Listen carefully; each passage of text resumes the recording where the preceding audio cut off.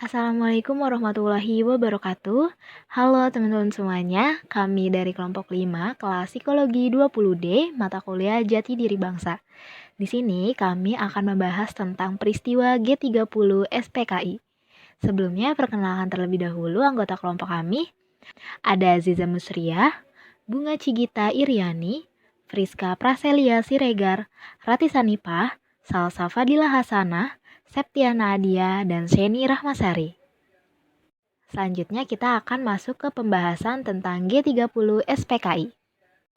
Latar belakang terjadinya G30 SPKI. Secara umum, G30 SPKI dilatar belakangi oleh dominasi ideologi nasionalisme, agama, dan komunisme atau Nasakom yang berlangsung sejak era demokrasi terpimpin diterapkan, yakni pada tahun 1959 sampai 1965 di bawah kekuasaan Presiden Soekarno. Beberapa hal lain yang menyebabkan mencuatnya gerakan yang menewaskan para jenderal ini adalah ketidakharmonisan hubungan anggota TNI dan juga PKI. Pertentangan pun muncul di antara keduanya. Selain itu, rumor kesehatan Presiden Soekarno juga turut melatar belakangi pemberontakan G30 SPKI. Soekarno yang condong terhadap kaum komunis dan pada era ini semua atas persetujuan Soekarno. Beberapa kelompok khawatir jika komunis semakin besar. Ini dikarenakan pergerakan PKI. Karena PKI semakin menjadi-jadi, seperti dalam PKI terdapat sayap organisasi dan angkatan kelima. Sayap organisasi merupakan organisasi sampingan dari partai, tetapi di bawah partai, dan menjalankan misi partai. Pada saat itu banyak yang bergabung dengan sayap organisasi ini. Ada 4 angkatan bersenjata di Republik Indonesia yaitu AD, AL, AU, dan polisi. Dan PKI menyarankan angkatan bersenjata yang lainnya yaitu PKI, yang mana di dalamnya terdapat buruh dan petani diberikan senjata seperti angkatan lainnya. Hal inilah yang membuat orang-orang khawatir bahkan PKI ingin menjadi kelompok berkuasa sendiri, apalagi PKI sangat dekat dengan Soekarno. Dan hal ini juga membuat AD berseteru dengan PKI. Baik, di sini saya akan menjelaskan mengenai sejarah singkat dari G30 SPKI. Peristiwa ini sendiri terjadi pada tahun 1965, yang mana pada saat itu Dipa Nusantara Aidit menjadi penggerak dari peristiwa ini. Dan peristiwa ini juga dipimpin oleh Letnan Untung. Terjadi pada malam hingga dini hari, tepat pada tanggal 30 September dan 1 Oktober 1965. Gerakan pemberontakan yang dilakukan oleh PKI yaitu mengincar perwira tinggi Angkatan Darat, yang mana pada pemberontakan ini mengorbankan 6 jenderal dan 1 perwira. Sedangkan Jenderal A.H. Nasution berhasil selamat karena pada saat itu terjadi peristiwa salah tangkap, sehingga A.H. Nasution tidak diculik oleh PKI, melainkan ajudannya, yaitu perwira Pierre Tendean. 7 pahlawan revolusi. Pertama, perwira Pierre Tendean. Kedua, Letnan Jenderal Anumerta Ahmad Yani. Ketiga, Mayor Jenderal Raden Suprapto. Keempat, Mayor Jenderal Mastirto Darmo Haryono.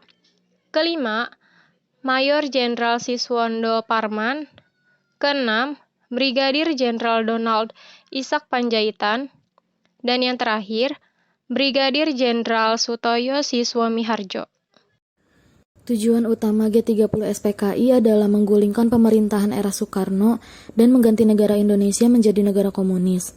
Seperti diketahui, PKI disebut memiliki lebih dari 3 juta anggota dan membuatnya menjadi partai komunis terbesar ketiga di dunia setelah RRC dan Uni Soviet. Beberapa tujuan G30 SPKI antara lain yang pertama, menghancurkan negara kesatuan Republik Indonesia dan menjadikannya sebagai negara komunis. Yang kedua, menyingkirkan TNI Angkatan Darat dan merebut kekuasaan pemerintahan. Yang ketiga, mewujudkan cita-cita PKI, yakni menjadikan ideologi komunis dalam membentuk sistem pemerintahan yang digunakan sebagai alat untuk mewujudkan masyarakat komunis. Yang keempat, mengganti ideologi Pancasila menjadi ideologi komunis. Dan yang terakhir, kudeta yang dilakukan kepada Presiden Soekarno tak lepas dari rangkaian kegiatan komunisme internasional. Selanjutnya, penumpasan gerakan PKI dan pembekuan PKI. Yang pertama, tindakan Kostrad. Pangkostrat Majen TNI Soeharto melakukan tindakan penumpasan gerakan PKI karena pengkhianatnya terhadap bangsa Indonesia dan melakukan pembunuhan terhadap jenderal-jenderal. Pada tanggal 3 Oktober 1965, ditemukan sebuah timbunan tanah dan sampah yang diperkirakan sebagai tempat penguburan, yang kemudian dilakukan penggalian terhadap timbunan tersebut, yang ternyata adalah sebuah sumur tua. Yang kedua, tuntutan massa dalam pembubaran PKI. Parpol maupun Ormas belum menentukan sikap karena sama sekali tidak mengetahui apa yang sebenarnya terjadi dan latar belakang terjadinya peristiwa G30 SPKI. Tindakan spontan massa terhadap PKI pada tanggal 8 Oktober 1965 mulai terjadi aksi-aksi massa yang menyerbu gedung-gedung kantor PKI serta ormas-ormas lainnya. Yang ketiga, Tri Tuntutan Rakyat atau Tritura. 3 buah tuntutan yang kemudian dikenal sebagai Tritura yang isinya adalah: yang pertama, pembubaran PKI. Yang kedua, pembersihan kabinet dari unsur-unsur G30 SPKI. Dan yang terakhir, penurunan harga dan perbaikan ekonomi. Kesimpulan dari peristiwa G30 SPKI ini adalah G30 SPKI menjadi akhir dari Orde Lama. Dan hal ini merupakan usaha untuk mengganti Pancasila dan Undang-Undang Dasar 1945 dengan ideologi komunis. Inilah bahaya terbesar bagi Pancasila dan Undang-Undang Dasar 1945 yang pernah dialami oleh bangsa Indonesia. Itu dia pembahasan dari kelompok kami tentang peristiwa G30 SPKI. Terima kasih. Wassalamualaikum warahmatullahi wabarakatuh.